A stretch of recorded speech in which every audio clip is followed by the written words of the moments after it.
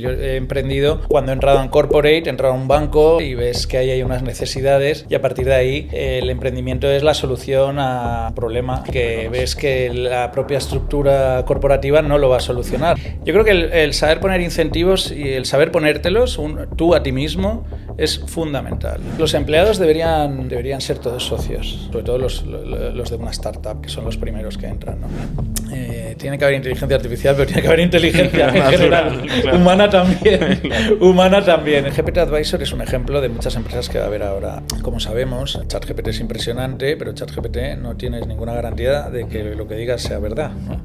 Tienes bastantes posibilidades de que sea mentira. Eso sí va a parecer verdad. Lo que hay que darle es una...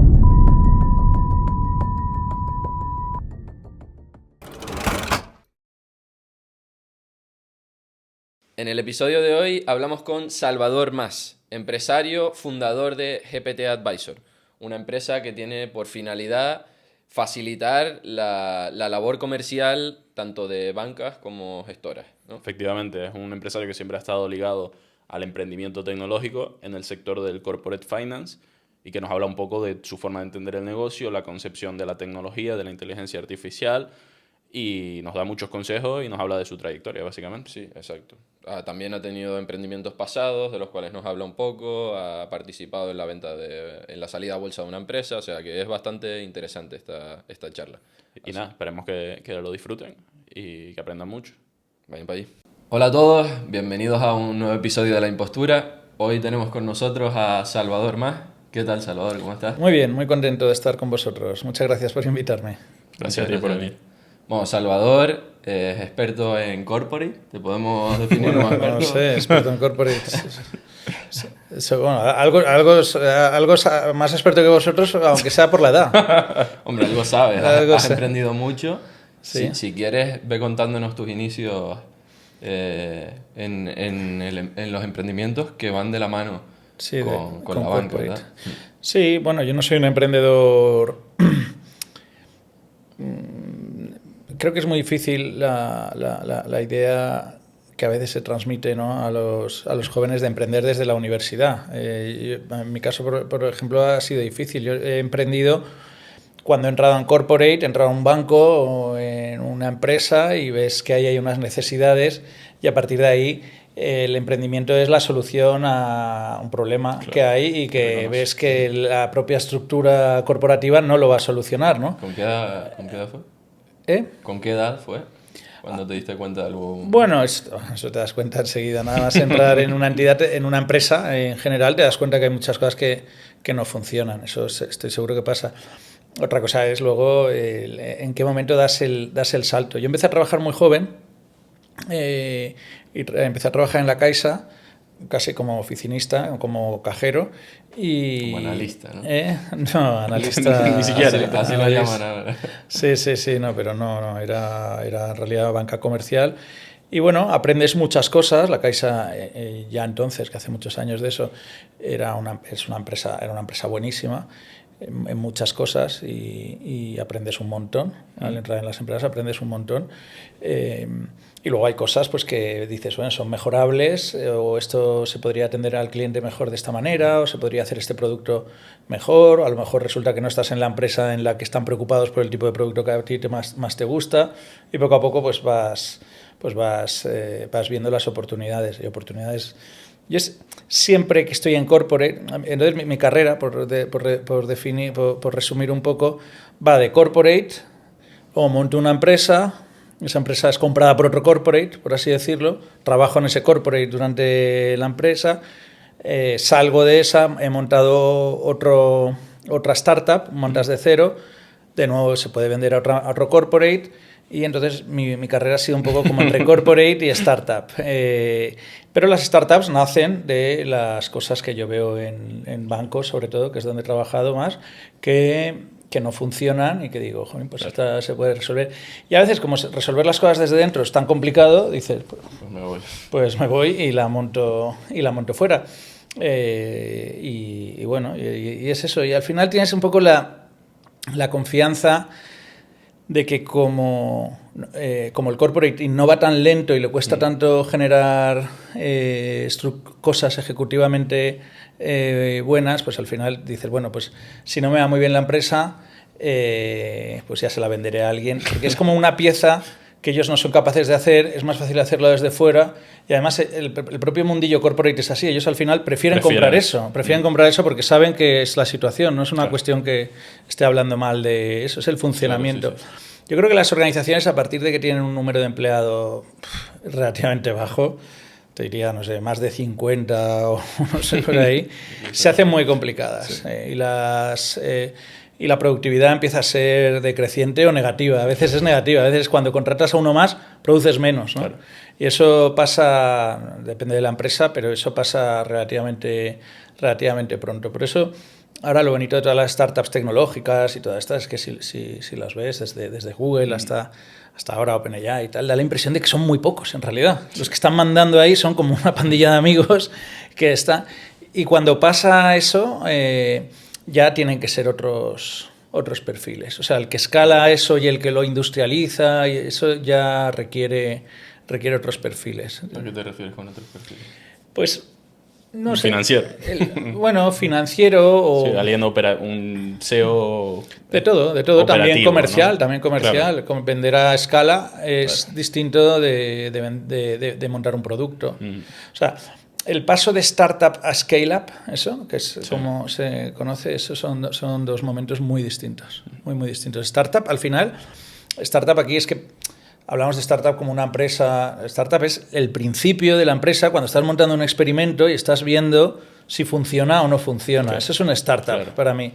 Luego ya dices, vale, ya lo tengo, ya tengo 2 clientes que demuestran que están pagando por este producto, o 3 o lo que sea, venga, vamos a vendérselo a decenas o a centenas, o depende del sector que sea. Eso, el scale-up es distinto, es un perfil distinto. Y hay gente mejor en una cosa y gente mejor en la otra. Y luego hay otro que es el momento mantenimiento, el momento de decir, oye, ya he montado la empresa y ahora necesito un equipo de mantenimiento, y ese perfil es totalmente distinto también.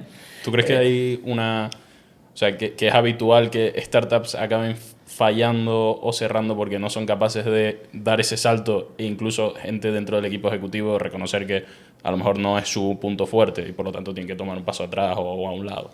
Sí, seguro. A ver, cada paso tiene su dificultad, pero cada paso hay perfiles que van a ser mejores en una cosa que en otra. Claro. Cuando ves las grandes empresas americanas, ves que, o los grandes empresarios americanos últimamente, ves que son muy buenos en todo, ¿no? O sea, pero eso es como ver Messi. Claro. O sea, dices, no, es que yo qué sé, o sea, Zuckerberg, todos esos tíos han sido muy buenos en el nacimiento, ¿no? Que lo hemos visto en las películas de la red social o de Facebook o tal, pero luego han sido muy buenos en la escala. En ese caso es tremendo, a mi juicio, el de Zuckerberg, que eso se lo encontró de repente y ha sido capaz de mantener mantenerlo, ampliarlo, y sigue ahí, tomando decisiones que a veces que son unas decisiones brutalmente malas, ¿no? Como muchas veces las últimas que ha ido tomando, y aún así saliendo al paso y tal, eso es impresionante. Pero bueno, yo creo que ahí son perfiles distintos. Por ejemplo, Steve Jobs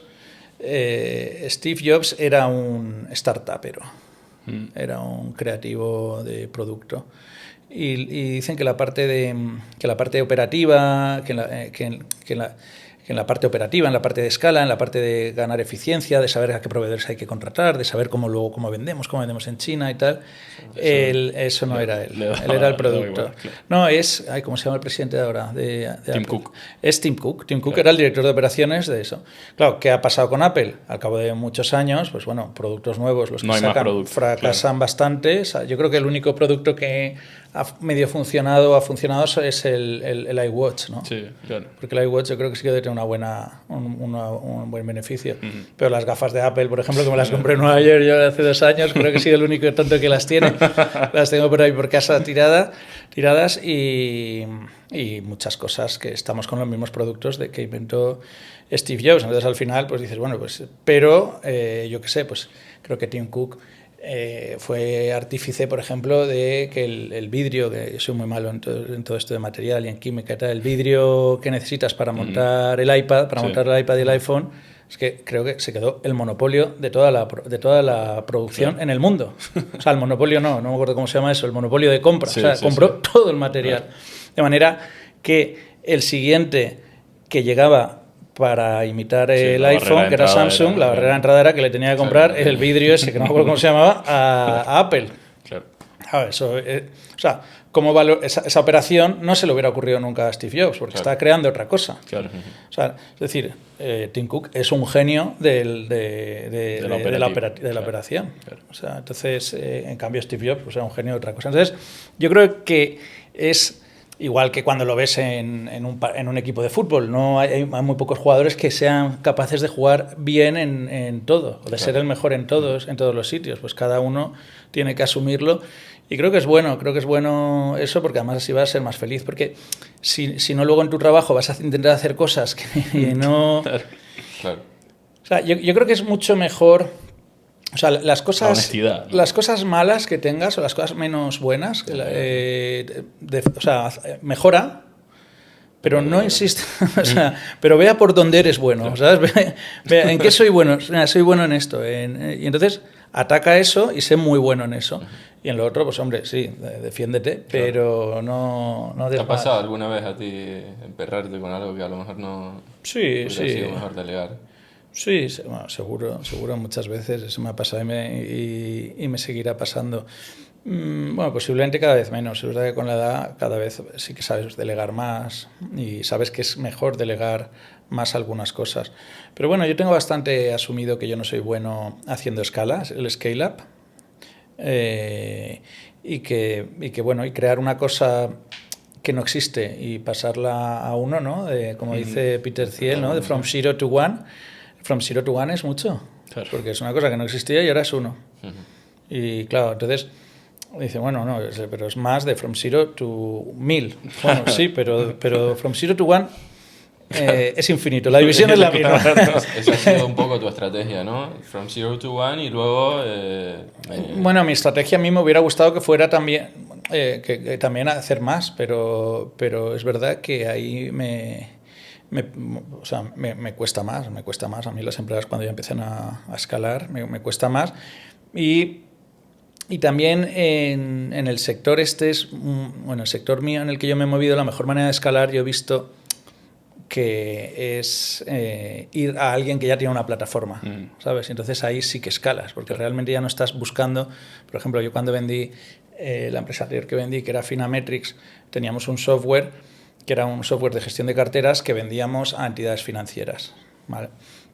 Entonces, entonces aquí yo podía vender 20, 30, lo que sea, pero claro, me compró la empresa una plataforma de entidades financieras a nivel mundial que tenía más de 500 entidades financieras, claro. Y entonces es enchufar el software, me dedico al producto, no me dedico a intentar vender a esos 500 porque el cliente ya me los trae, ellos ganan un producto y claro, haces el scale-up de esa manera. Pero ahí vendiste el 100%. Sí, ahí vendí el 100%. Sí, pero bueno, ¿Y no te da como... Es decir, no preferirías ir creciéndolo, a lo mejor diluyéndote, pero teniendo parte de esa empresa? ¿O? Bueno, en este caso pasé a ser accionista de la grande también y la sacamos a bolsa en abril de 2021. Allfunds salió a bolsa y me integré en ese proyecto. Tienes que saber...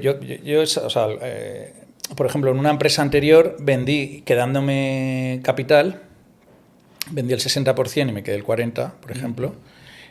Por ejemplo, no, esa cantidad fue 61-39, nos quedamos el 39% los fundadores y eso fue un error gordísimo. Porque tú tienes el 39%, sigues viviendo para la empresa, porque al final cuando haces un proyecto, tú pones ahí tus emociones y tus sentimientos y tal. Cuando venga gente en vuestra carrera y te diga hay que separar lo profesional de lo personal, huir de eso porque eso es un psicópata. Si eso lo consigues, eso es un psicópata, es la definición de psicópata. Entonces hay que huir de esa gente, tú le tienes que poner tu vida ahí, porque ya que echamos tanto tiempo a trabajar, tienes que estar ahí a tope, ¿no? Y entonces ahí yo seguía trabajando como si yo como si fuera a cobrar el 40% del dividendo, el 39% vía dividendo, y Claro. quería crear el empresa. Claro. Y luego te das cuenta de que en realidad en un momento dado ellos tenían la mayoría, el comprador tenía la mayoría, y en un momento dado dice, oye, mira, vamos a cobrar el coste de los abogados de todo el grupo y os vamos a cobrar, y te quedas sin beneficio. Entonces, para eso prefiero alinear totalmente el incentivo con la empresa que me ha comprado. Claro, pero si vendes el 100%, ¿cómo te alineas?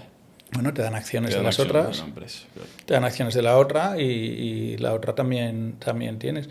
O no hace falta que tengas acciones. Si te ponen bien el incentivo, lo que es muy complicado en las lo que es muy... Es como muy el nacimiento de todos los problemas que hay luego en las empresas, es incentivos que no estén claros. Claro. Y que a uno le interese más en un momento dado tirar por otro, que lo que se supone que tiene que hacer. Y tal. Entonces, también no hace falta ni que te den acciones. Te dicen, oye, mira, si tu departamento vende tanto, pues te pagamos un bonus o te pagamos... O sea, no hace falta... ¿Y la alineación de intereses tú crees que es la misma que si tuvieras un 40% de la compañía? ¿O puede Sí, llegar a ha ser? sido mejor. Claro. Ha sido mejor porque, claro, en el otro ya dices, coño, estoy aquí peleando para ganar Claro, mi dividendo y encima luego me lo birlan. Ya. Eso Entonces como lo dices, que- bueno, pues ya no trabajo. Ya no trabajo. Entonces, yo creo que el saber poner incentivos y el saber ponértelos tú a ti mismo es fundamental. Yo creo que eso es una de las cosas que yo he ido aprendiendo. A mí me gusta mucho el tema behavioral, lo he estudiado muchos tiempos, ¿no? Y ahora soy muy fan de Kahneman y de todos estos. Y yo mismo he utilizado eso para mi propia formación. Como el ponerte premios, el ponerte retos, tal. O sea, te pones... Y así es una manera de funcionar. O sea, te vas poniendo un proyecto y no tiene que ser un proyecto empresarial. Yo que sé, ahora, por ejemplo, ayer hice el Pedals de Foc en bicicleta de montaña, que es por Viella y tal. Entonces, eso me ha obligado, con unos amigos, luego nos lo hemos pasado fenomenal, o sea, pero es ir en montaña 200 kilómetros, lo he hecho en 3 o 4 días, o sea, que no es una barbaridad, pero claro, para mí he hecho un esfuerzo muy grande, y para eso te obliga a estar en forma. Claro. Si yo no tuviera ese reto, pues seguramente antes de ponerme con el spinning eso, que es un coñazo tremendo, ¿no? O con el rodillo, que estás ahí muerto, no me pondría ni de casualidad, es que ni lo montaría, no sabría ni lo que es. Entonces, ese tipo de pequeños retos creo que es muy, muy importante. Y además, fíjate que te hablo de retos físicos, los retos... yo cuando voy a ver gente para trabajar hago mucho filtrado de si esa persona hace algo así como deportivo y tal, y retos. O sea. Me interesa primero cómo aplicas tú los incentivos a tus empresas. Sí. Y después, si quieres, eso de cuáles son los requisitos que tú ves. Como a mis empresas. A tus empleados, ¿no? Sí, a tus empleados, sí. Pues los empleados deberían ser todos socios. Tienen que ser socios de la empresa. O sea, tienen que trabajar como un socio, sobre todo los de una startup, que son los primeros que entran, ¿no? Yo lo veo ahora que cuando voy a contratar gente en Estados Unidos o incluso en Londres y tal, no trabajan si no son socios. O sea, la idea de, incluso aunque sea un técnico. En España cambia mucho la cosa. En España a veces hay algunos, sobre todo los perfiles técnicos, que es que quieren no ser socios. O sea, si le dices, oye, mira, te voy a dar un pequeño porcentaje, entonces dice, oye, es que he hablado con mi cuñado que es abogado y me dice qué tal, y al final te pone más... O sea, empiezan a comerse más la cabeza, claro, porque eso sea un problema. ¿Qué tal? Que es la falta de emprendedurismo que hay en España, claro, es sobre todo a los que no quieren ser emprendedores, claro, los que no quieren saber nada. Entonces, al final dices, mira, pues nada, se le motiva a veces a ese perfil, se le motiva más pagándole 10.000 euros más, que a lo mejor es mucho menos que las acciones, pero como no lo valoran, o sea, tú tienes que saber lo que valora el otro, ¿no? Para saber cómo le incentivas. Claro. Entonces,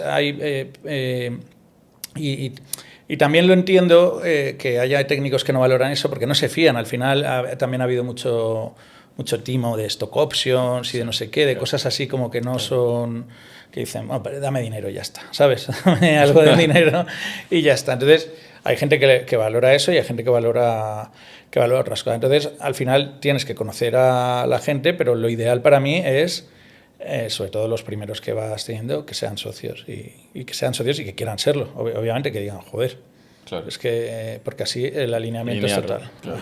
¿Y los criterios que tú buscas para un socio? O sea, ¿qué requisitos ves tú indispensables? Bueno, yo ahora estoy trabajando con gente mucho más joven que yo, obviamente, porque ya soy mayor y es pues eso, gente que sea emprendedora, gente que no haya...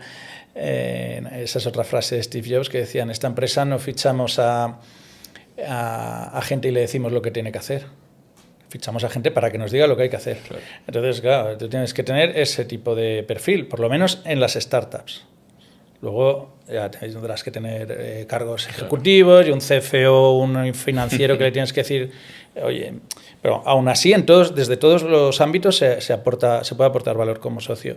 Entonces, yo creo que es eso, alguien que venga y diga, no, es que vamos a hacer esto. Y yo le diga, mira, no estoy de acuerdo, tal. Y digo, no, pero lo vamos a hacer. Pero lo vamos a hacer, vamos a hacerlo. Y si sale mal, nos ha salido mal a todos. O sea, eso es ser socio. Claro. Entonces, y luego, pues como todo, pues luego habrá que convivir con es culpa tuya, no es culpa mía. Ese tipo de cosas pasará porque es natural y habrá discusiones, habrá peleas, pero al final es socios. Y eso es bonito porque al final montas un proyecto... vais todos en plan comando Claro. y ya está. Eso es lo más bonito que hay. Eso es una cosa divertida y eso es casi lo que más me interesa a mí de seguir montando chiringuitos de estos. A mí me interesa cuando contratas a gente, cuáles son, o sea, además de que la persona tenga que estar incentivada a que el proyecto funcione, ¿qué son los criterios que buscas en ese perfil, ¿no? O sea, por ejemplo, vas a contratar a un programador y cómo es un proceso de selección. O sea, ¿qué le preguntas? ¿En qué le haces test? ¿Le pones un problema de algoritmos y estructuras de datos delante? Bueno, yo no soy el que hace las entrevistas técnicas. Eso lo hace el CTO. Y sí que desde que empecé montando empresas con ingenieros sí que hacemos examen. Sí que les hemos hecho un examen, obviamente, y se corrige y se ve. Y son exámenes que eran complicados y eran sobre todo que no te la colaran, ¿no? Porque al final realmente este es un sector que toca la parte informática, pero toca también la parte de consultoría y ahí hay muchísimo bullshit. Ahí hay muchísimo bullshitter que a lo mejor viene y te quedas deslumbrado con 3 slides que te cuenta lo que es el blockchain y dices, joder, este tío sabe un montón de blockchain. Y luego al cabo lo contratas y dices, coño, no sabe más que esas 3 slides y no tiene ni idea. O sea, sabe menos que yo aún. Y entonces eso pasa. Entonces, pues yo creo que hay que ir muy a la parte técnica. Luego la parte más humana, pues se ve, ¿no? Yo creo que se ve, te equivocas también, te puedes equivocar, pero yo creo que se ve. Y bueno, obviamente te puedes equivocar. Si te equivocas, tampoco pasa nada, lo despides y ya está. O sea, que ese es otro tema. Hay que contratar despacio y despedir rápido. Esa es una frase. O sea, si tú ves que alguien va a enturbiar ambiente o algo de eso, fuera rápido, porque si no lo haces, el ambiente se enturbia, estás tolerando un comportamiento que a lo mejor no es bueno, y entonces si toleras un comportamiento que no es bueno, directamente ese comportamiento va a ser el estándar. Claro. Porque los demás van a verlo y van a decir, bueno, pues esto... Claro. Entonces, yo creo que hay que ser rápido en eso y nada, y trabajar pues eso con gente que esté con ganas de ser muy bueno y de aprender en lo suyo y de que vaya todo muy bien. Y cuanto más gente esté, cuanto más implicados estén todos, y en el grupo de WhatsApp están todos los empleados y dices, oye, hemos ganado este contrato y todos, o sea, ese tipo de cosas, claro, que no se reserve a los 3 que ya lo sabemos, que si ya lo sabemos no hace falta grupo de WhatsApp porque lo vamos a saber de todos modos, pues que la gente esté muy implicada. Y sean partícipes. El tema de la implicación es más complicado ahora que hay con el teletrabajo y toda esta historia. Todo eso hay que buscar los mecanismos. ¿Tú permites el teletrabajo?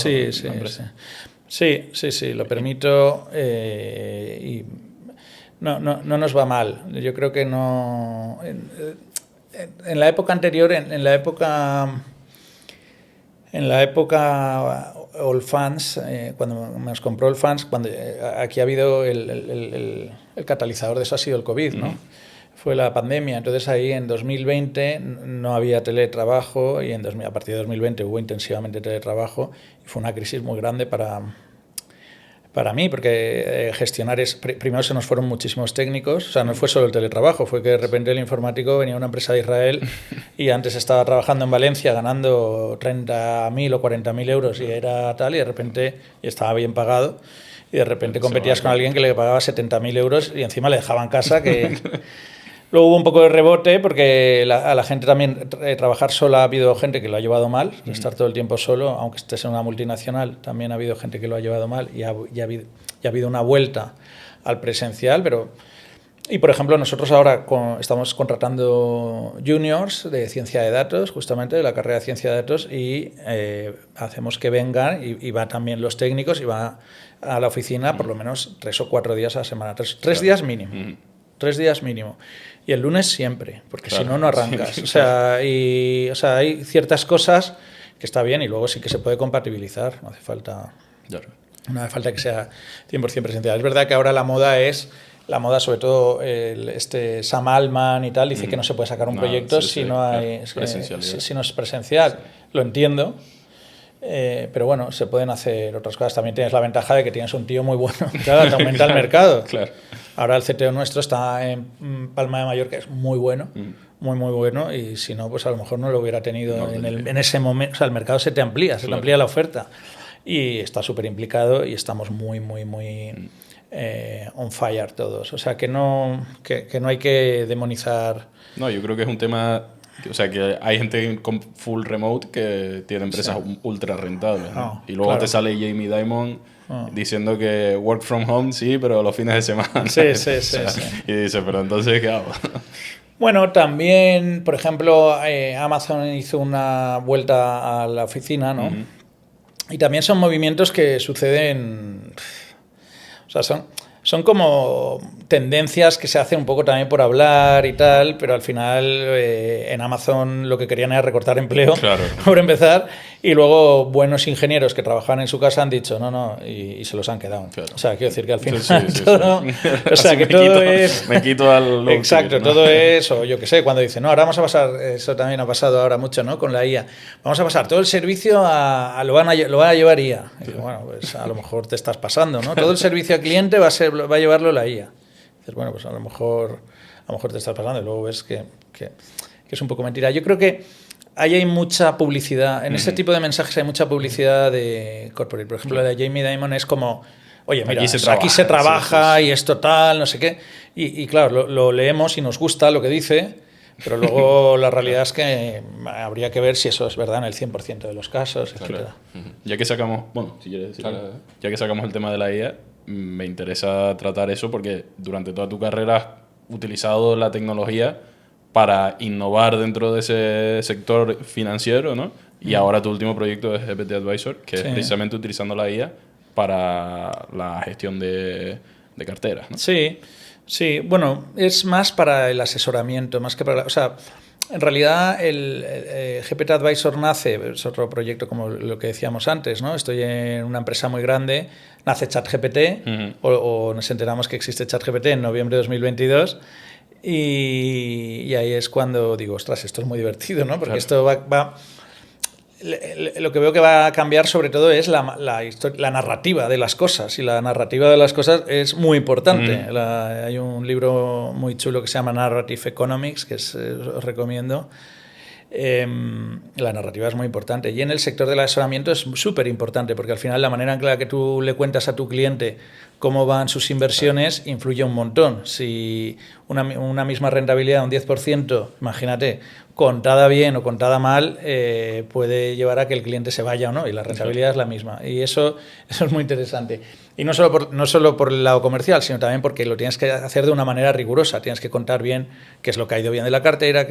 Entonces, toda esa parte de datos y toda la parte analítica, por así decirlo, los banqueros relacionales no la llevan bien. Son más de comerciales, son más de, oye, pues mira, te invito a comer o lo que sea. Y tal. Y de repente esto hace que una herramienta, un asistente a ese propio banquero le puede explicar perfectamente una cartera, además no adaptado al lenguaje del cliente. Es decir, que si el cliente le dice, oye, explícame lo más sencillo porque yo no entiendo lo que es track record, por ejemplo. No me pongas ninguna palabra en inglés, pues se lo va a intentar poner en español, ¿no? Y vas a adaptarte al lenguaje, etcétera. Entonces, la parte narrativa de cómo contarle a los clientes las cosas es súper importante en todos los sectores, pero en este, que es el que yo he pilotado desde hace muchos años, pues lo veo súper interesante. Entonces, no es tanto que la cartera esté mejor gestionada o peor, sino la parte lingüística, claro, la parte es comunicativa. Una herramienta para el comercial poder acercarse mejor al cliente. Para el comercial, que poco a poco puede ser que el comercial acabe siendo el propio robot, claro, porque al final es que muchas veces debería ser el robot. O sea, imagínate que hay sectores, hay cosas en las que te conviene tener un comercial, ¿vale? Pero es que ese comercial normalmente no es un buen gestor. Claro. De hecho, el buen gestor suele ser mal comercial. Es raro que pasen las dos cosas a la vez. Pero el que tiene mejores carteras, el que tiene más clientes es el más comercial. Esa es la realidad, porque es capaz de venderte que una cosa que ha ido mal va a ir bien, no sé qué, tal. Entonces, de repente con esto a ese comercial le das un rigor y le das una calidad que antes no tenía, o yo qué sé. Tendríais que ver ya hemos metido estas herramientas en algunas entidades como Santander, Bankinter, Andbank, en MyInvestor y en Indexa Capital, por ejemplo, hemos hecho asistentes pero para cliente final, porque ellos no tienen comerciales, que es muy interesante, ¿no? Y tendríais que ver las cosas que preguntan, incluso profesionales, son muy básicas, o sea, cosa que lo veo bien, lo veo normal, porque la mayoría hay un pánico a preguntar en una reunión o decir, oye, ¿qué quiere decir track record, por ejemplo?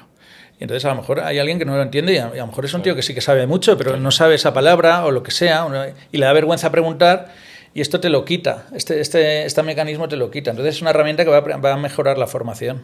Y para entenderlo bien, tú implementas eso, o sea, es decir, tú coges el paquete y se lo vendes al banco, o tú llevas el mantenimiento y la gestión, y por ejemplo, cuando entra el dato, tú eres capaz de analizar el dato. Sí, o sea, un poco una mezcla de las dos. Al final aquí lo que va a haber, GPT Advisor es un ejemplo de muchas empresas que va a haber ahora. Ahora con la IA generativa, como sabemos, ChatGPT es impresionante, pero ChatGPT no tienes ninguna garantía de que lo que digas sea verdad, ¿no? Tienes bastantes posibilidades de que sea mentira. Eso sí va a parecer verdad, que es peor, que es más peligroso aún. Entonces, lo que hay que darle es hay que aplicar, pero que sea mentira. Por ejemplo, si tú vas a un banco y dices, no, es que esto puede decir cosas que sean mentira, que le diga al cliente un dinero que no tiene porque le dice otro, se lo ha inventado. Dice, bueno, pero ¿esto qué herramienta es? O sea, un banco dice, no puedo poner esto. Entonces, que eso pase, que va a pasar en unas condiciones, ChatGPT te va a decir mentiras sin parar, no anula la IA generativa. No, lo que pasa es que la IA generativa lo que hay que hacer es tomar los algoritmos. Por ejemplo, en vez de ChatGPT, te coges GPT-4 o el GPT que sea, el algoritmo, y lo conectas con los datos de la entidad, lo conectas con su catálogo de productos, le enseñas cómo vende, le enseñas sus reglas de compliance, le enseñas los cálculos que haya que hacer. Tampoco los debe hacer el LLM, los cálculos los tienes que hacer con funciones por detrás o que los construya. Entonces, al final vas utilizando el LLM para la comunicación. El LLM es Large Language Model, es de comunicación, no te está diciendo Large Calculation Models ni nada de eso, no le pidas cálculos. De hecho, prohíbele que haga cálculos. Claro.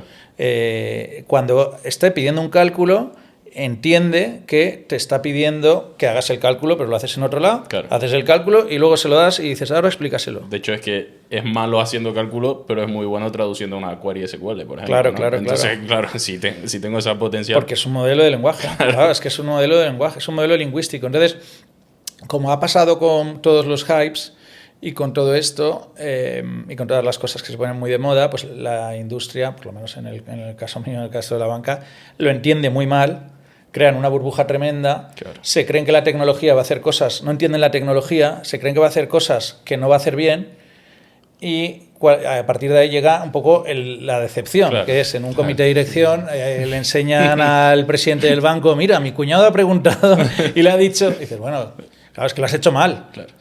Entonces los proyectos fracasan y de repente se le echa la culpa a la tecnología, cuando la culpa no es de la tecnología, sino de los zopencos que no se han parado a ver que ahí hay cosas que pasan, ¿no? Que hay capas distintas, que son cosas. Y se piensa que eso, o sea, que ahí es cuando llega la curva de desencanto, ¿no? Lo que se llama la curva de desencanto en el diagrama de Gartner, ese famoso que hay por ahí.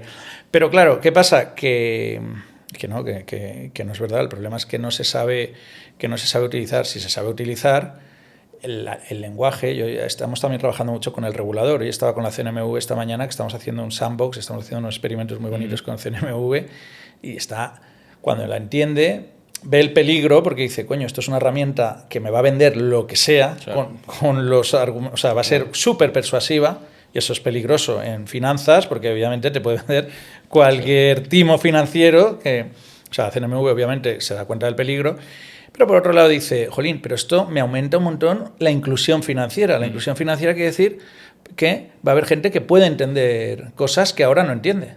Si tú le hablas a alguien de que tiene que planificación, imagínate, planificación financiera, a lo mejor la gente dice, ostras, qué rollo, ya solo estas dos palabras le dejan out. Pero si a lo mejor dices, no, es que esto hay que decirle, no, es que tienes que ahorrar una parte, el 10% de tus... O sea, si cambias el lenguaje, lo adaptas y lo personalizas al usuario, aumentas la inclusión financiera. Es una cosa buena. Claro. Desde el punto de vista del público, ¿no? Desde el punto de vista social. Pero claro, entonces por eso hay que conocer las tecnologías siempre. Eso ha pasado, yo qué sé, pues por ejemplo con el anterior, con blockchain, que parecía que de repente se hacían unos proyectos con blockchain que dices, coño, como a la mínima que entiendas lo que es blockchain, ves que este proyecto es un disparate hacerlo con blockchain, ¿no? Pero a la mínima, a la primera línea ya no tiene sentido. Y con eso, eso os parecerá increíble porque vosotros sois muy jóvenes, pero la industria tira miles de millones en proyectos que en la primera línea dices, uff, o sea, y tiran miles de millones, pero bueno, son cosas... Claro, se acepta el marco por el hype, ¿no? Pero Sí. ese marco está fundado en asunciones que no tienen por qué ser, ¿cierto? Claro, que sirve, pues por ejemplo, para Bitcoin, ¿no? Claro. O para otras cosas que además ni siquiera se aplican. O sea, entonces, claro, si dices, no, es que vamos a hacer todo más... O sea, si vas a hacer blockchain y no vas a descentralizar, pues claro. Oye, pues eso es un lenguaje de programación más claro. Y encima caro y lento, ¿no?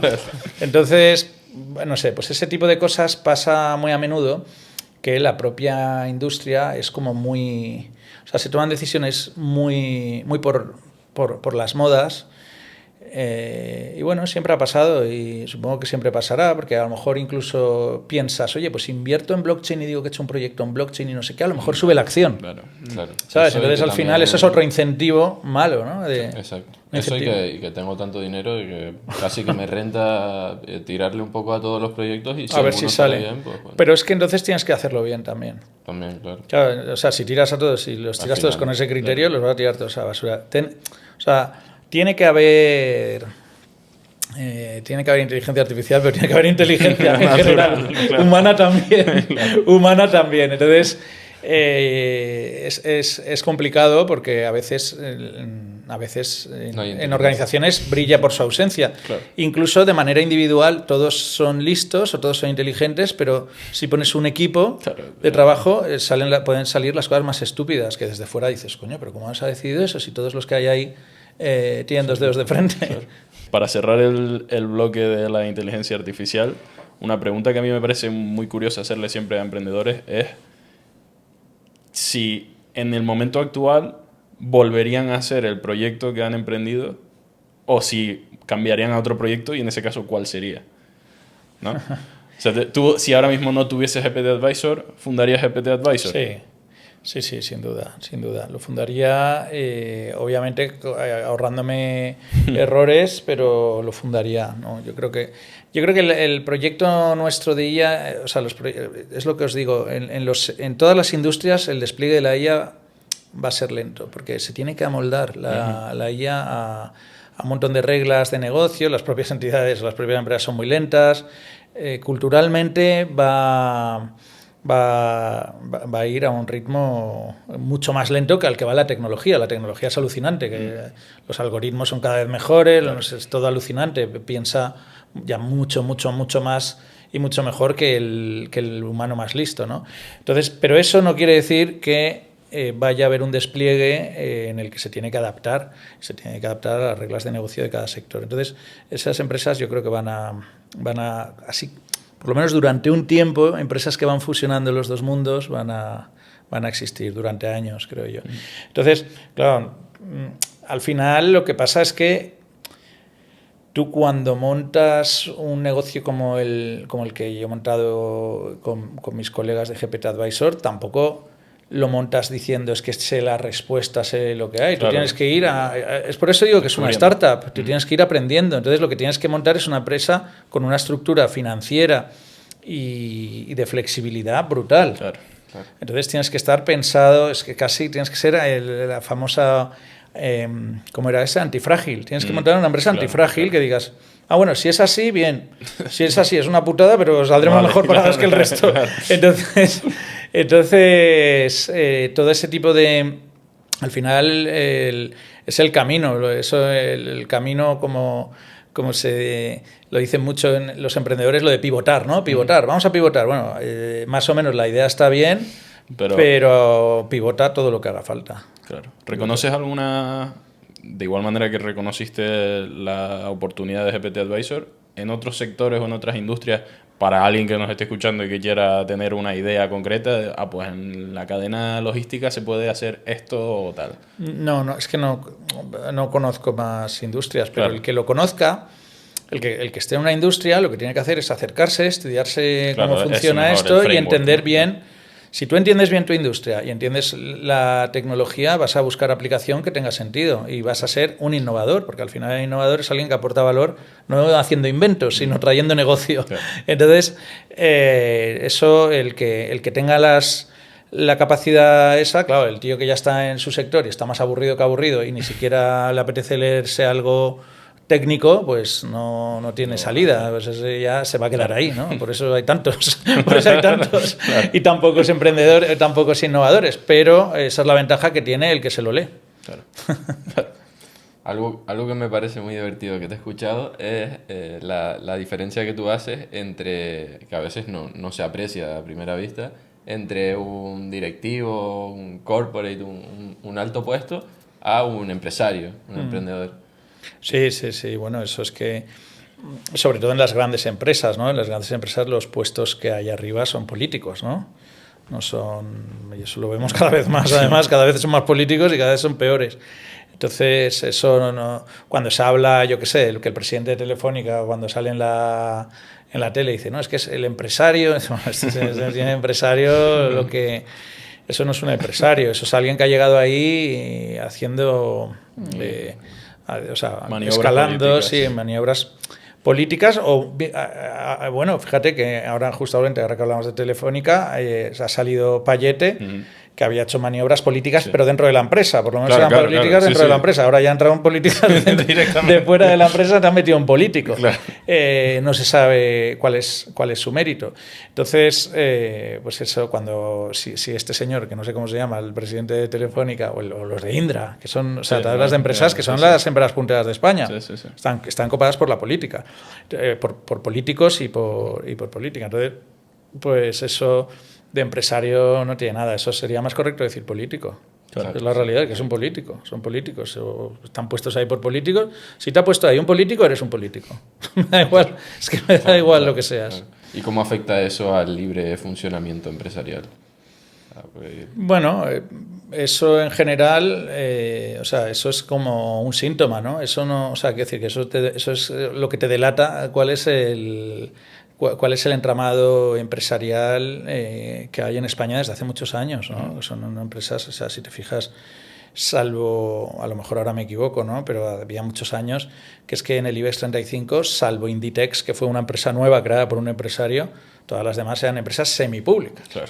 Era el Estado, pues, es que todas eléctricas, todas han vivido en privatizaciones que han sido privatizaciones que se han quedado pues a medias. Claro. O sea, quiero decir que no se puede decir que ni siquiera que estén expuestas a mucha competencia, ¿no? Entonces son como oligopolios medio muy regulados, o sea, eso es una pena, ¿no? Y eso no es España, eso es Europa. Y tienes ese tipo de empresas. En cambio, pues obviamente si ves las empresas de Standard & Poor's ahora en comparación con hace 30 años, no tiene alguna hay que existe todavía, ¿no? Pero sí, lo hizo aquí el grado de innovación que hay aquí. Claro, al final lo que pasa es que, y si lo ves, pues es que al final la capitalización de todo baja en realidad, ¿no? O sea, al final lo que baja es el valor, porque claro, Telefónica valía mucho más el año 2000 que el año 2025. Claro. O sea, al final el valor del país cae porque como no está prosperando nada competitivo quiere decir competitivo, quiere decir que es bueno, pero porque sale de la competencia. Claro. No puedo hacer algo competitivo saliendo del BOE. entonces bueno, sí, que si las empresas más grandes son construcción, banca y eléctrica, o sea, ¿qué innovación hay ahí? Bueno, serán buenas, pero vamos, efectivamente. Sí, claro. Pero tampoco tienes con qué compararla, claro. Claro, exacto. No, pero no es lo que ha movido el PIB mundial, desde luego, en los últimos años. Pero bueno, es un poco lo que hay, te has estancado en eso. En España hubo un proceso de privatizaciones, pues yo qué sé, en los años 80, 90, y ahí se ha quedado, pero se ha quedado como una cosa, pues sí. Y que encima yo veo ahí un problema muy grande, que es que el empresario, el emprendedor que tiene verdadero potencial, en vez de estar haciendo lo que haría a lo mejor en América, que es crear un cohete de empresa, está viendo a ver de qué manera se adapta a las distorsiones del Estado para rascar. Y se puede rascar. Bueno, ahí sí, pero es que es donde estás, ¿no? Y al final... te adaptas. Hombre, hay cosas escandalosas. Por ejemplo, ahora estoy viviendo, este año, por ejemplo, ahora uno de los booms que estoy viendo es por LinkedIn me llegan un montón de empresas que lo que se dedican es a ofrecerte intermediación para conseguir subvenciones. Está llegando muchísimo dinero público, o dicen que está llegando muchísimo dinero público de los fondos del COVID o de no sé qué, de 25.000 tipos de fondos de Next Generation. Y entonces, claro, realmente si te dedicas a eso, ahora mismo, yo qué sé, por ejemplo, para mí que tengo una empresa de IA, me viene y me dice, pero ¿cómo no pides más subvenciones? Pero si es que la IA, por ejemplo, ahora, como va a haber nuevas subvenciones para defensa, ¿no puedes decir que haces algo para defensa? Y digo, bueno. Dice, porque la IA está muy relacionada con defensa. Claro, tienen tanto dinero que están buscando dónde aplicarlo. Claro. Tienen tanto dinero que están buscando dónde aplicarlo. Entonces, si, por ejemplo, si yo tuviera más necesidad, pues a lo mejor digo, joder, macho, vamos aquí a arramblar esto, porque va a ser mucho más fácil sacar dinero de subvenciones que de ir a BBVA o a una gestora o a Indexa Capital a pedirle un proyecto. Entonces, al final, el incentivo, si eres un buen empresario y te movieras solo por la parte de maximizar beneficio, desde luego tendrías que estar en la parte de las subvenciones. Claro. Sí, eso nosotros lo comentamos mucho en el podcast en general, que la crítica que hacen a los empresarios de, no, bueno, es que todo... O sea, al final el empresario no es culpable de que ese sea el sistema, pero dice, me tengo que adaptar. Y el hecho de que ese sea el empresario que prevalece es porque es bueno haciendo eso. Claro, si es lo que está, está recompensado, lo que está incentivado. Pues claro, el startup founder, que sería muy bueno en Estados Unidos, aquí tiene mucha más dificultad. Sí, o es otro tipo de emprendedor, a lo mejor es bueno acabando haciendo eso. También depende de la... También es verdad que yo, por ejemplo, eso no lo haría. O sea, montar una empresa para... pero a lo mejor no lo haría porque no tengo necesidad del dinero, pero no, o sea, creo que por principios prefiero hacer algo que tenga valor de verdad. Incluso aunque pierdas dinero, aunque salga mal y tal, porque el valor y el precio no siempre está sincronizado. Pero prefiero eso que hacerlo otro. Es que, y el tipo de empresario que hace eso, es que yo cuando los conozco, es que no me acabo la cerveza con él. Como decía Groucho Marx, aquí estos son mis principios y si quieres tengo otros, ¿no? Entonces al final se acabarán inventando la aportación de valor. Lo que pasa es que en Europa en general está siendo tan grande la parte de dinero público que está yendo ahí y ha crecido tanto, bueno, y los impuestos que pagamos, ¿no? Ya ha crecido tanto que el peso es muy, muy, muy alto. Yo creo que el peso es mucho, mucho mayor ahora que cuando yo empecé montando una empresa hace 20 años o algo así. Muchísimo. Antes no había asociaciones de startups que iban a por subvenciones, ese tipo de cosas que ahora está muy bien porque un político coge y dice, pues mira, mira, estoy ayudando a los jóvenes. Sí. Y entonces, ese tipo de mamoneo, como no existía, porque no existía ni siquiera la palabra startup, ni la palabra ayudarte, ni la palabra tal, pues yo casi he preferido nacer ahí, ¿no? Nacer en eso, porque ahora es muy fácil distorsionarte, pero no solo subvenciones. Por ejemplo, los fondos de inversión, los VCs, hay muchos fondos que están recibiendo mucho dinero público para invertir, que prefiero que se lo den al VC que se lo den directamente a Coldo, ¿no? Claro. Pero no deja de ser dinero público, es decir, no hay una justificación de alguien que está asignando los recursos eficientemente. Claro. Es el sector público, que es posiblemente el peor asignador de recursos que pueda haber, porque tienen el dinero por castigo. Claro. Totalmente. Entonces, ese es un problema muy, muy gordo que lo ves. También es verdad que por ser justos hay casos de éxito de países donde el sector público ha influido y han salido países innovadores. Por ejemplo, Israel, por ejemplo, Singapur, pero claro, son casos casi son semidictaduras, que hay un tío muy listo, un ingeniero, que dice, mira, vamos a hacer esto y pone a todo el país a hacer eso. La combinación así democracia liberal con centralización de recursos acaba en lo que estamos viendo, en el mamoneo que estamos viendo. En el mamoneo que estamos viendo. Dicho esto, todo esto, que me habéis dicho que sé que os gusta la política, pero yo creo que no vale la pena darle muchas vueltas, porque dicho esto, pueden estar muy mal las cosas, pero siempre hay manera de emprender. Claro. Y siempre hay recovecos. Los argentinos, por ejemplo, son como los ejemplos. Yo admiro a los argentinos porque digo, ¿cómo puede estar todo tan mal? Y luego siguen allí muchos generando negocios, sobreviviendo, y no haciendo extraperlos, sino haciendo cosas valiosas y tal. Entonces, siempre hay hueco, ¿no?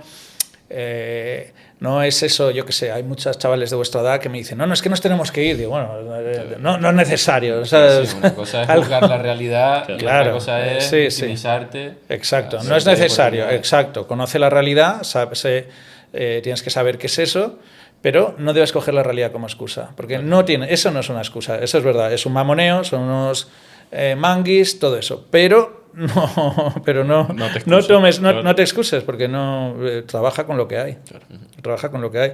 Seguramente si vivieras en Estados Unidos tampoco sería ideal. O sea, seguro. Lo que pasa es que como no lo sabemos, lo idealizamos porque vemos aquí y dices, no puede ser como aquí. Sí, que a lo mejor hay cosas peores. Claro, luego. La gente lo utiliza como casi que como excusa para no hacer lo que quieren hacer, ¿no? O sea, lo tengo muy complicado y tal. Sí, lo tiene muy complicado, pero también lo tiene muy complicado el otro que lo hizo, ¿no? O sea. Claro, es que todo el mundo lo tiene muy complicado, pero eso vas a acabar eso vas a acabar dándoles la razón a ellos, porque vas a acabar siendo una víctima y victimizándote, claro. Que es a lo que aspirarían todos los políticos. Claro, todos estuviéramos victimizados y viviéramos de ellos, porque entonces... Exacto. Eso hay que huir de eso hay que huir. Pasamos al tema de bolsa. Tú tuviste una empresa que luego vendiste a otra empresa más grande y que luego esa empresa salió a bolsa, ¿no? Y tú participaste en todo ese proceso.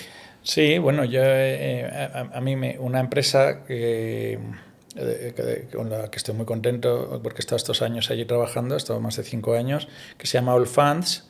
Allfunds es una empresa española, ahora ya multinacional, muy, muy grande, que es uno de los principales supermercados institucionales de fondos del mundo, de fondos de inversión del mundo. Una barbaridad, la de trillions, tienen trillions bajo la plataforma. Entonces, esa empresa fue adquirida por un private equity o por un fondo, sí, un private equity muy grande, de los más grandes del mundo. Y esos, cuando la compraron la empresa mía que se llama Finametrics, para que hacíamos cosas digitales, para un poco llevar la parte digital de esa gran empresa que se llama Allfunds. Entonces Allfunds salió a bolsa ya con nosotros integrados, fue una integración orgánica, como se llama, es decir, todo el equipo pasamos a ser Allfunds, etcétera. Yo pasé a ser el jefe de digital, el Global Head of Digital de Allfunds, y eso lo compraba en 2018, y el private equity... el private equity sabéis que lo que hace es comprar una empresa y en un plazo de 5 a 7 años venderla o intentar multiplicar por 3 o por 5, lo que sea. Estos la compraron por 2.000 millones, la Allfunds, no la mía por mucho menos, y al final la llegaron a vender por encima de 10.000, pero la sacaron a bolsa. Había una manera que era venderla a otro fondo, claro, o a otra empresa industrial, o sacar a bolsa. Una vez que has invertido en una empresa de esas, hay varias maneras de exit. Había otras, y la decisión fue salir a bolsa, la decisión del fondo del private equity. Salió a bolsa en abril de 2021, por ahí, en el mercado de Ámsterdam, en Euronext. Y bueno, y básicamente pues esa fue la historia. A los accionistas les fue muy bien porque ya digo que multiplicaron por 4 o por 5, depende del día en el que vendían, pues por más o por menos.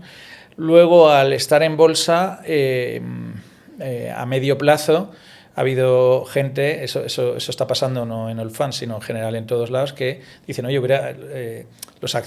otros accionistas, por ejemplo los empleados, que no podían vender sus acciones, claro, en un plazo determinado, pueden haber pensado, oye, hubiera sido mejor no salir a bolsa, porque cuando sales a bolsa, el private equity lo que hace es empieza a vender, tiene muy poco free float, claro, o sea, y entonces lo que hace es bajar el precio de la acción.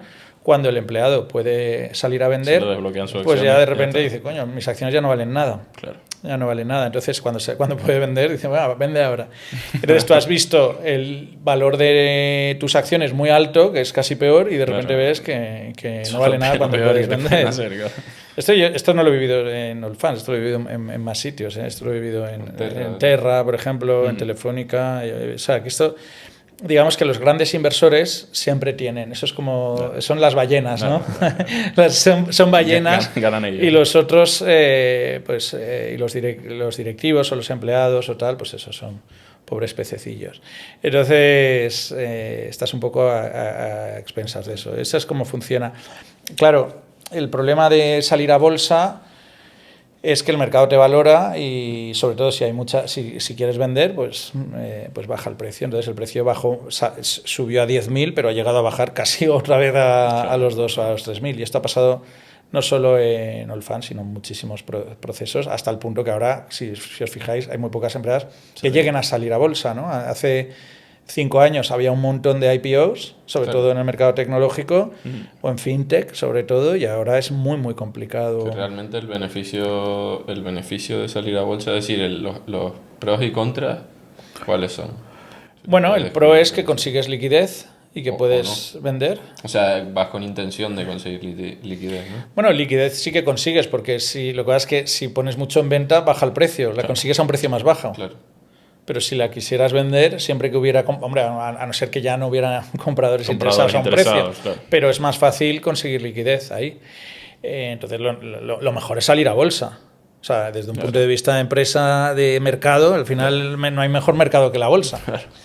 Lo que pasa es que muchos directivos pues pueden pensar, oye, si no hubiéramos salido a bolsa y hubiéramos vendido a otro private equity y estamos por ahí por los mercados cerrados y por los mercados secundarios, pues a lo mejor no hubiera caído tanto la acción.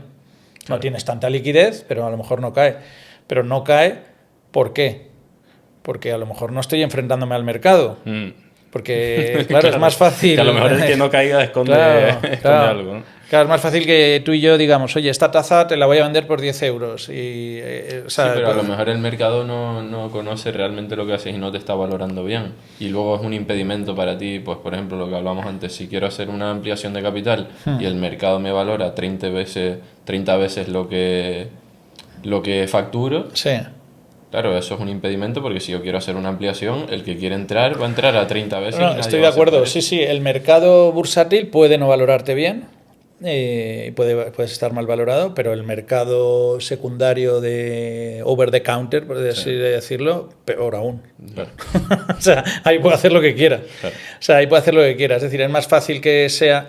O sea, por ejemplo, en el caso del Fans, pues había gente que decía, jolín, la acción llegó a, no sé, es que no me acuerdo, pero en un caso X, llega a 18 euros y luego la acción está a 6. Luego después de un año la acción está a 6. Entonces ahí dice, el directivo de ahí dice, jolín, si no hubiéramos salido a bolsa aún valdríamos 18. Y es posible que sea cierto, pero ¿qué quiere decir? A lo mejor los que están mal valorados son los que siguen valiendo 18 fuera de mercado, porque es que si fuera, ¿sabes? Es un mercado secundario, sí, vale, pero ahí hay más... Sí, o sea, el tema de que estés sobrevalorado en bolsa, digamos, el private equity que te vaya a comprar, te vaya a hacer la ampliación de capital, nunca te va a comprar al múltiplo que te valora el mercado.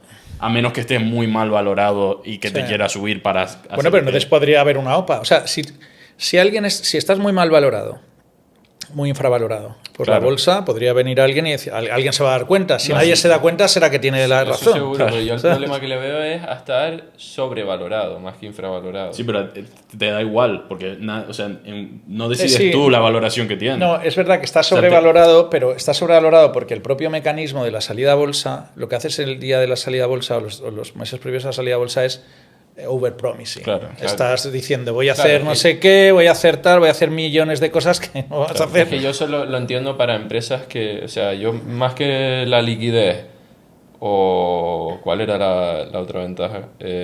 Más que la liquidez, lo que veo es más bien comercial, ¿no? De una imagen, pues oye, estoy en bolsa. Y eso te trae mucho... Pero tú tienes que pensar quién toma la decisión. También, claro. ¿Quién toma la decisión? A ver, es que los private equity a veces entran en las empresas y lo que quieren es multiplicar y si te he visto no me acuerdo. Cuando venden la empresa va a parecer que la empresa está de maravillosa, pero a lo mejor por dentro se la han cargado, la han destrozado o han despedido a empleados clave porque simplemente quieren bajar el EBITDA. Entonces, como su incentivo es sacar la pasta y luego estos no tienen alma. O sea, estos directamente la dejan hecha a unos zorros, claro. El siguiente que venga que arree. Entonces, si esos son los que toman la decisión, lo mejor es pues salir a bolsa o hacer lo que sea para sacar la liquidez. Claro. Y son ellos, porque ellos son los dueños de las empresas. O sea, los private equity compran las empresas o sea, les da igual la sostenibilidad. Todas esas historias se deben partir de risa de esas cosas. No puedes, pero por lo mismo que hablábamos antes de los incentivos, también los puedes crear con un private equity, ¿no? Es decir, yo creo un incentivo de que, por ejemplo, a la salida yo no te doy el 20% de lo que tú saques, te lo doy a 4 años diferidos. Sí, o sea, como cuando vendes dejarla bien, porque como la dejes mal, el 20% pero entonces, no te lo llevas. Pero eso te perjudica en la compra inicial que te hace el private equity. ¿Por qué?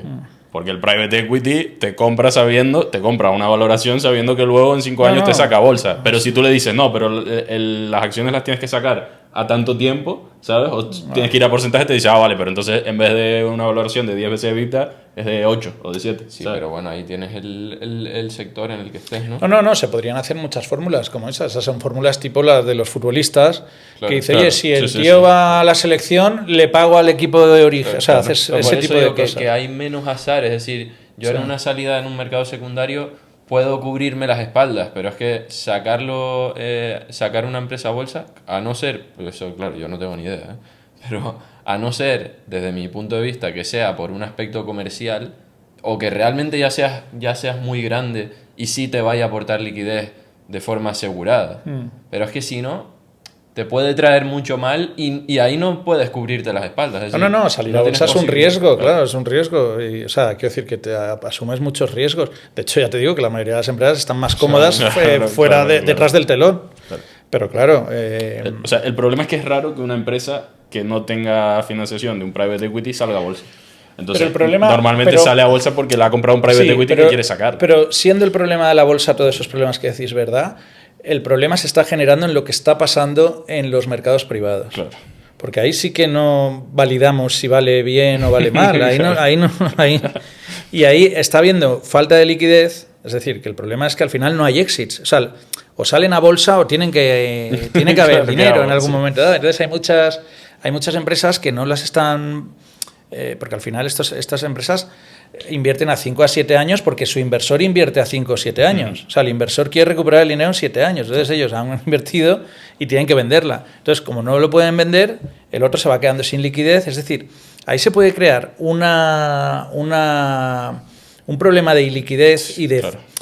y de falta de valoración, porque de falta de valoración correcta, porque tú en privado, aunque tengas una empresa que es una castaña, y lo sabes, que es una empresa que es una castaña, no la revalúas al precio de una castaña. Hay un montón de negocios zombies por ahí, que yo los veo y digo, ostras, estos zombies no funciona nada, y siguen valiendo lo mismo que en su pico, cuando en bolsa a lo mejor ya habrían sido limpiadas. Claro.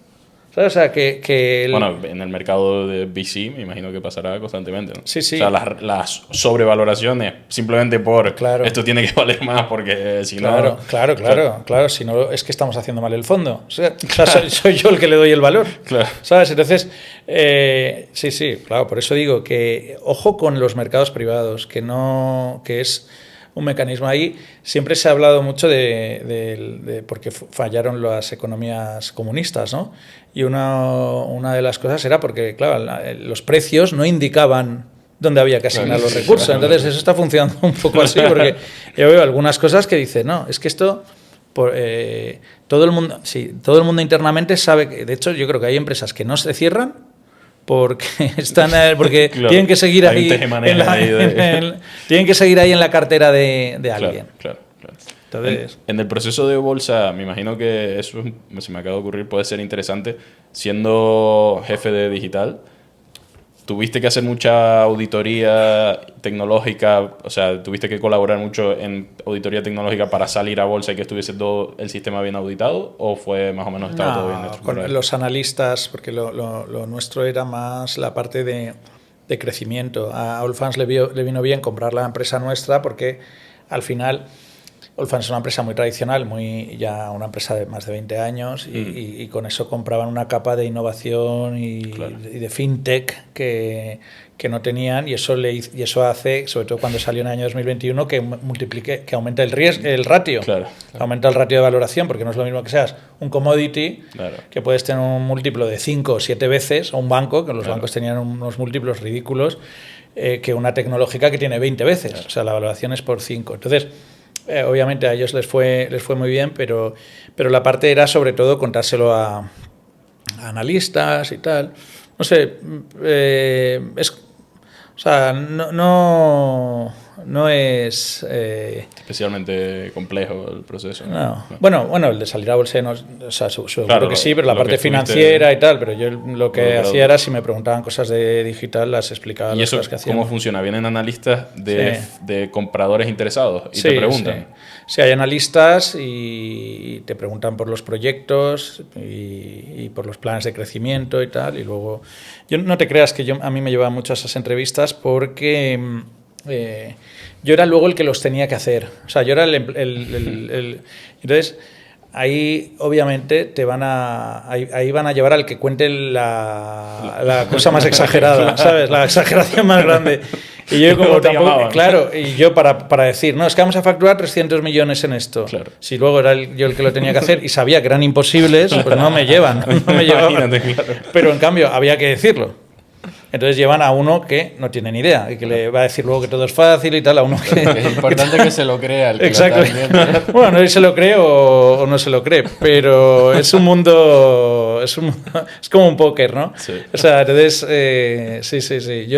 A mí no me pasaron mucho para hablar con esos, por si acaso. Por si acaso. Por si acaso decía la verdad. Por ir finalizando, ¿qué recomendaciones les darías a... Es la típica pregunta, pero bueno, es interesante. A emprendedores jóvenes o no tan jóvenes, gente que a lo mejor quiera reinventarse también, que haya reconocido ineficiencias en sus industrias y que las quiera explotar, ¿qué recomendaciones les daría? Pues la verdad es que sí, es verdad, son la típica pregunta y es la típica que no me gusta nada decir, porque tampoco no me gusta nada dar consejos. Yo creo que es importante, en general, una cosa que hablábamos antes que es interesante, que es un poco ir a Sócrates, ¿no? Como conócete a ti mismo y entiende bien lo que eres capaz de hacer y lo que no. Porque el animar a la gente a emprender muchas veces se hace de una manera muy temeraria, sí. Sobre todo en las universidades, que yo creo que también ahí hay un poquillo de humo en muchas. En la universidad nadie te anima a nada. Nadie te anima a nada, bueno. No sé, a veces, a lo mejor es mejor, ¿eh? Pero bueno, sí, sí, porque así si nace ya... Pero yo creo que hay que conocerte y saber, oye, emprender no es que voy a trabajar mucho. Sí, voy a trabajar mucho. O sea, tienes que estar dispuesto a trabajar mucho, pero y no es que soy muy bueno haciendo productos, ¿no? Tienes que ser muy bueno haciendo productos, pero emprender tienes que ser muy bueno vendiendo. Tienes que saber luego vender, tienes que saber y saber el producto que vendes, si eres tú el mejor para venderlo. Yo creo que básicamente un emprendedor es alguien que consigue dinero para un proyecto y más o menos se encarga de todo lo demás, pero es el que es capaz de llevar dinero, o bien de financiero o bien de clientes. Entonces, yo algunas veces veo gente que sale de empresas corporate, por así decirlo, y digo, pobre porque se va a estrellar, y digo, casi hubiera sido mejor que lo hiciera dentro del corporate, porque al final también... En los corporate también se pueden intentar hacer cosas, ¿eh? Claro. O sea, también se pueden intentar hacer cosas. Lo que pasa es que... Entonces, yo creo que lo importante sería conócete a ti mismo, qué puedes hacer bien, porque además así sabrás con qué te tienes que complementar, qué perfiles son esto. Por ejemplo, yo soy malo en el scale-up. Entonces, ya lo sé, que en el scale-up no me voy a poner yo a hacer el CRM y decir, voy a automatizar el proceso de ventas de... No, eso no lo sé hacer nunca lo he hecho y lo hago mal. Entonces digo, pues necesitaré gente que haga eso. O en cambio digo, bueno, soy bueno empezando una cosa y vendiendo las primeras, claro. O vendiendo las 40 primeras. Bueno, como ya lo he hecho, ya estoy tranquilo con eso. Entonces, para mí es más fácil conocer eso, ¿no? Pero yo creo que eso sí que sería importante, saber uno qué hace. Y luego, pues, mucho aguante, ¿no? Porque realmente las cosas luego no... O sea, dicho esto, las cosas no son excesivamente complicadas nunca tampoco. Decía Woody Allen que el 80% del éxito o el 90% es simplemente aparecer, ¿no? Sí. Pues eso también a veces dices, coño, pero esto no se le ha ocurrido a nadie. A veces si encuentras un nicho bueno, eso es así. Y luego aguantar porque... Al final, hoy yo soy muy tenista, me gusta mucho el tenis, soy mejor espectador que jugador, aunque de jugador lo intento. Pero una cosa que me fascina y que me está fascinando ahora, por ejemplo, de la transformación que está teniendo ahora en los últimos tiempos Alcaraz, ¿os gusta el tenis? Sí. Es que él no se va del partido. O sea, lo importante es no te vayas del partido, claro. Porque el momento en el que te vas... es el momento en el que has perdido el este. Entonces hay momentos que yo, por ejemplo, he ido a algunas reuniones que digo, joder, esto está yendo de pena, macho, pero que tengo ganas de irme. Sí, que he ido a vender algo y he tenido un montón de ilusión, hemos trabajado un montón en la propuesta, tal. Y digo, esto está yendo de pena. Y luego me he ido de ahí, bueno, casi con un disgusto, cabreados todos los que vamos ahí entre nosotros echándonos las culpas. Y luego, curiosamente, ha salido alguna cosa de esas. Y algunas cosas que han salido bien, entonces hay que aguantar. Claro. ¿Sabes? Hay que aguantar porque ya que estás, hay que aguantar. Y resistir, resistir es ganar a veces. O sea, porque siempre va a haber un momento en el que vas a pensar que lo tienes que dejar y no lo tienes que dejar. Es complicado, todo eso es complicado dar lecciones sobre eso, pero creo que lo veo mucho en el tenis. En el tenis lo veo y digo, joder, es que la clave ahora del Alcaraz, por ejemplo, los partidos estos que he visto ahora hace poco, es que está empezando a ganar sin jugar bien. Y eso es fundamental, ¿sabes? Porque eso es incluso con el otro jugando mejor, pero el otro hay un momento en que desaparece.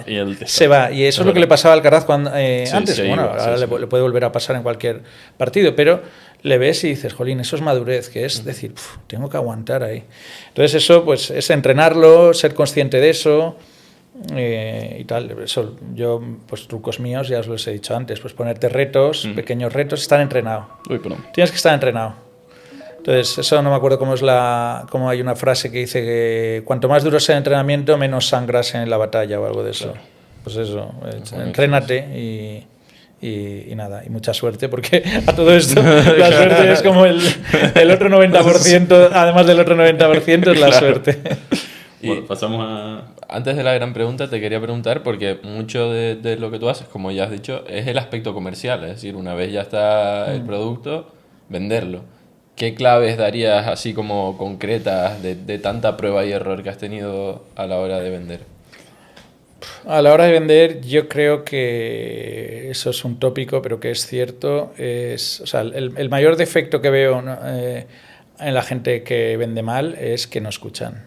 No escuchan. Y no escuchan o no se dan cuenta de muchas cosas que a un buen vendedor no le pasa inadvertidas, ¿sabes? O sea, no te das cuenta. Y eso es muy cultural también, porque por ejemplo ahora estoy yendo a Inglaterra y me cuesta mucho vender porque no les entiendo.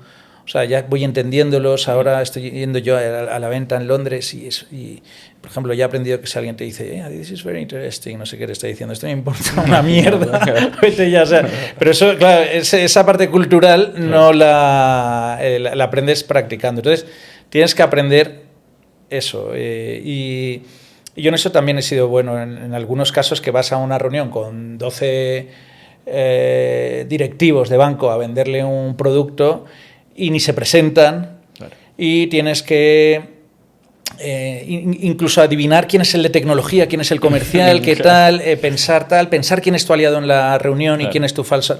Eso, yo creo que eso lo he desarrollado de tanto hambre que he pasado vendiendo por toda España. Pero es complicado. Si no escuchas es imposible. Si no percibes, es más que escuchar. Es ver y decir, ostras.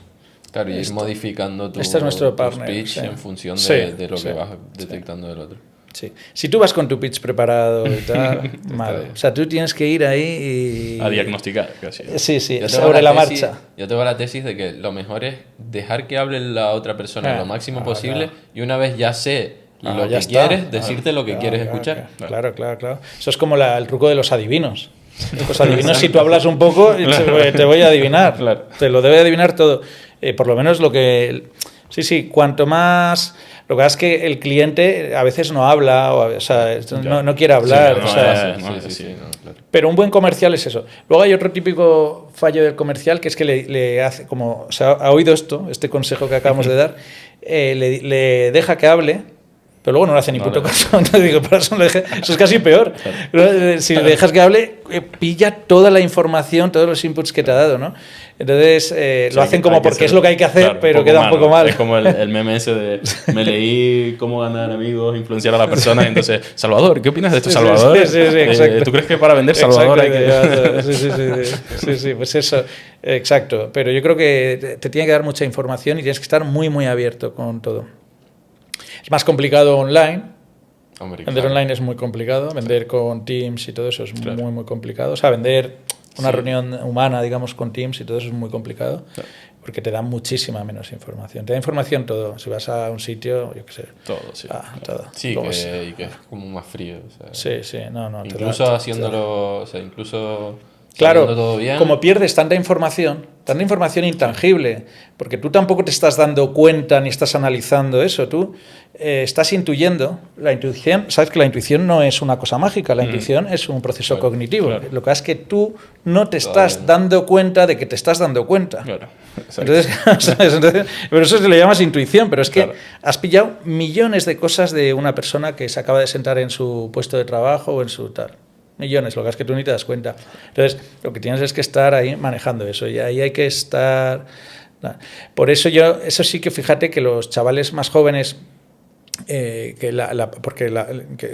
no sé hasta qué punto perderéis habilidades de ese tipo por haber tenido tanta relación, no, obviamente no hablo de vosotros, pero tanta, aunque sea, dicen, no, es que está en la Play, pero en la Play está jugando, pero en la Play no estoy viendo poco de lo otro, ¿sabes?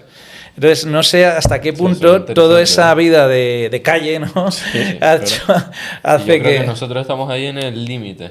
Sí, porque sí, ya generaciones de ya 3, 4 venido, años más, sí. estoy ya, o sea, vamos, lo confirmo de que seguro que han perdido empatía, sí, capacidad de darse cuenta. Entonces yo creo que eso es una habilidad que no sé cómo se entrena, pero bueno, se entrena pues eso, hablando con la gente, conociendo gente y escuchando.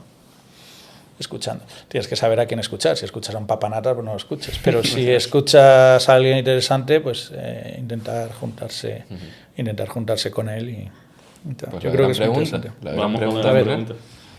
A todos los invitados le hacemos la misma pregunta. Sí. ¿Qué pregunta que nunca te hayan hecho te gustaría que te hicieran y responderla?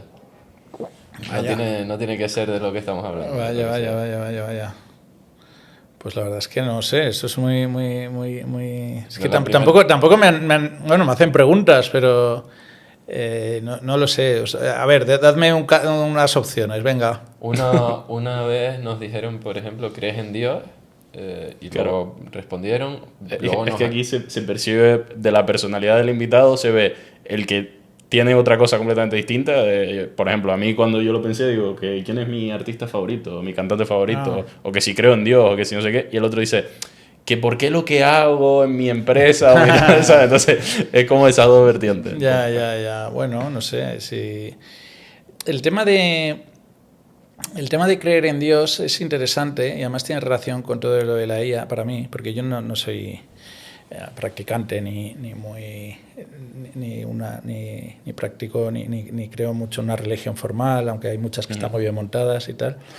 Pero sí que es muy interesante si hay algo más, sobre todo ahora con la IA, eso te da que pensar, ¿no? Filosóficamente, el hecho de que haya una cosa que es capaz de generar pensamientos, dices, bueno, ¿y qué nos diferencia de eso, ¿no? ¿Qué nos diferencia de eso? Porque dice, no, los sentimientos, bueno, pero los sentimientos podría aprenderlos también. O, por ejemplo, la innovación, el proceso creativo de una IA. O sea, hay algo humano en el proceso de creación humano, algo único, diferencial de eso, porque... Y yo creo que sí, y yo creo que eso me conecta con que hay algo trascendental. Creo que eso me conecta con que hay algo trascendental, algo que tú... Espero que sea así, pero creo que es así, ¿eh? Algo que, por ejemplo, cuando vas a escribir un artículo con chat y se lo vas a ChatGPT porque estás vago, no es tuyo, ¿sabes? No es tuyo, ni siquiera aunque haya prompteado y el ChatGPT me haya mimetizado y tal, porque cuando estás generando algo hay como una parte de tu cerebro, una parte de algún sitio, que ahí muchos pensarían que es Dios o que es algo externo a nosotros, o algo más trascendental, ¿no? Que te da un insight que no depende de ti, ni siquiera conscientemente y tal. Entonces, yo creo que esa fase creativa sí que se va a preservar. Y es más, creo que lo que hay que hacer es ir a buscarla más aún. Claro, se va a poner en valor. Claro, es ir a buscarla más aún, profundizar en eso, en decir, oye, pues entonces para eso, obviamente, pues lo que hay es que practicar, o sea, no delegar todo, por ejemplo, a la IA, ¿no? Porque si no... Entonces, toda esa parte trascendental me interesa mucho también de la IA, porque alguna vez lo he pensado y digo, ay, pero mira, aún queda esto. Claro. Porque todo lo demás, no dudemos que ya hay la inteligencia artificial es mucho más potente que la humana, no pasa nada. No pasa nada. Pero claro, decir, no, es que tenemos una conciencia, es que tenemos una identidad. Bueno, también una inteligencia artificial podría pensar que lo tiene. Claro. O puede pensar que tiene sentimientos, claro. O puede pensar que tiene emociones, se lo cree, claro, y ya está. O sea, podríamos ser nosotros también un puro fake, ¿sabes? Exacto. O sea, al final es una cosa muy existencial. Fingir ser un humano no es ser un humano, ¿no? Claro, claro. Dices, no, oye, es que esa risa, o sea, ha aprendido a reírse, pero eso es falso. Bueno, pues la mayoría de los que también sabemos reírnos falsamente, ¿no? Entonces, ese tema me interesa mucho de todo lo que está viendo y es muy trascendental y yo eso sí que creo en eso. Sí que creo en que hay algo trascendental, que hay una cosa o sea, como que nosotros no somos quien está. Eso de Leonard Cohen, que es mi artista favorito, ya que has dicho esa pregunta, yo también la respondo, decía, cuanto más mayor soy, más me doy cuenta de que I'm not the one who's running the show. O sea, no soy el que está... Claro. O sea, yo no soy aquí el que está dominando nada. Yo sucedí, claro. Sí, yo sucedí y sigo sucediendo. Y tal. Entonces es una cosa que en filosofía también es muy, muy, muy interesante. Al final respondiste, ¿eh? Sí, claro, sí, ¿no? Bueno, como me habéis soplado la pregunta. Pues nos despedimos ya de la audiencia. La verdad es que nosotros hemos disfrutado muchísimo de este episodio. O sea, bueno, pues yo también, muchas gracias. Te agradecemos que hayas venido. Nada, muchas gracias a vosotros. Y esperemos que la audiencia lo haya disfrutado también. Mandamos un saludo. Hasta luego, gracias.